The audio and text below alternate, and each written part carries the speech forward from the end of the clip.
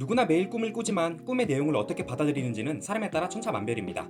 어떤 꿈은 의미가 분명하게 느껴지는 반면 혼란스러움만 남기는 꿈도 있습니다.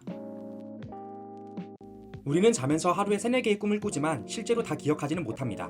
기억하는 꿈들은 렘 수면 상태에서 꾼 꿈들이며 렘 수면 상태가 아닐 때 꾼 꿈들은 대부분 잊혀지기 때문입니다. 즉, 우리는 자는 동안 계속 꿈을 꾸지만 선택적으로만 기억하는 것이라고 할 수 있습니다.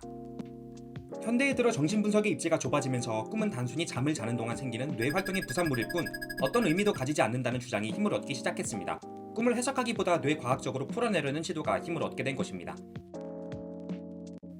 하지만 여전히 우리는 꿈에 대해 정확히 모르며 꿈에 대해 의미를 부여하려고 합니다. 꿈이 가지는 의미와 기능은 무엇일까요? 정신분석가들 사이에서도 꿈에 대한 의견이 갈립니다. 프로이트는 꿈에 관하여 무의식의 억압된 욕망이 표출된 장소라고 본 반면 융의 꿈은 의식의 보상적 측면이며 창조적인 힘이 발현되는 곳이라고 보았습니다. 정신분석학의 창시자인 프로이트는 그의 저서 꿈의 해석에서 꿈의 해석은 우리의 무의식을 이해하는 왕도이며 우리가 깨어있는 동안 실현시키지 못한 소망들을 충족시킨다고 말했습니다. 꿈을 무의식에 억압된 소망 혹은 욕망이 표출되는 장소라고 본 것입니다. 한편 프로이트와 동시대의 정신의학자였던 융은 꿈을 무의식의 창조적인 힘이 발현되는 곳으로 보았습니다. 그의 저서 기억, 꿈, 사상에서 꿈은 환자의 내면에 있는 진실과 현실을 있는 그대로 보여준다고 썼으며 또 다른 저서 인격은 어떻게 발달하는가에서 꿈은 자아가 알지 못하고 이해하지 못하는 것을 알려준다고 말했습니다. 의식 수준에서 인지되지 않는 정신의 부분들이 꿈에서 보상적으로 나타나며 꿈은 무의식의 창조적인 힘이 발현되는 곳이라고 본 것입니다.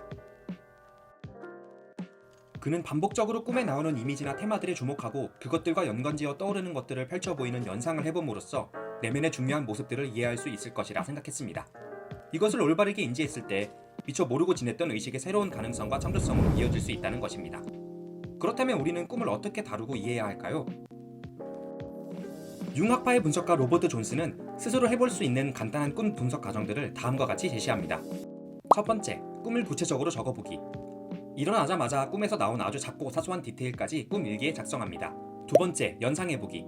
꿈을 떠올려보면서 연상되는 것을 모두 적어봅니다. 세 번째, 꿈속 이미지들과 내면 연관짓기. 꿈에 등장한 것들을 상징적인 의미로 연관지어 봅니다.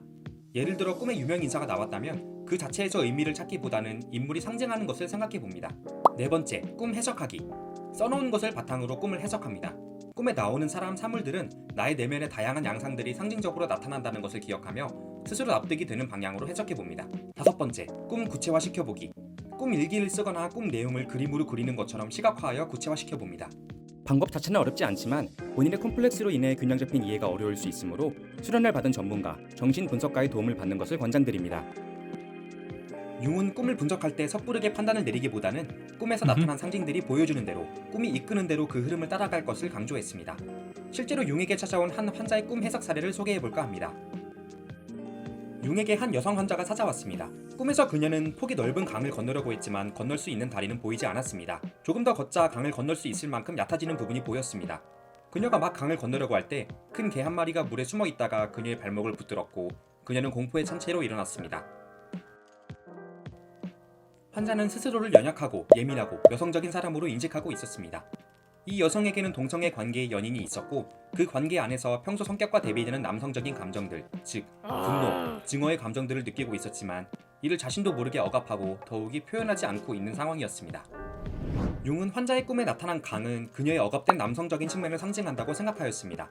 그러한 측면이 실제 현실에서 표현되지 못한 채 무의식 속에 잠재되어 있었고 이것을 꿈이 보여주는 것이라고 설명했습니다. 융은 꿈속의 강을 그녀가 실제로 살아가고 있지 못한 세계, 무의식을 상징하며 개는 환자를 무의식 속으로 끌어당기는 것으로 보았습니다.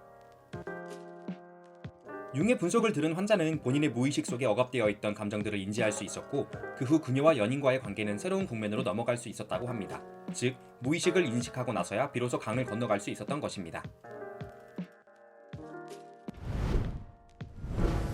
꿈은 현대과학에서 이야기하는 것처럼 뇌활동의 부산물이며 큰 의미가 없을지도 모릅니다. 그러나 그것과는 관계없이 우리는 꿈들에 대해 생각하고 크고 작은 영향들을 받으며 살아갈 것입니다. 융의 말처럼 꿈을 들여다볼 때 내 안에 잠재된 다른 가능성들, 창조성들의 실마리를 발견할 수 있을 것입니다. 꿈을 있는 그대로 편견 없이 받아들이고 이해해 보려고 할 때 뜻밖의 발견을 할 수 있을지도 모르겠습니다.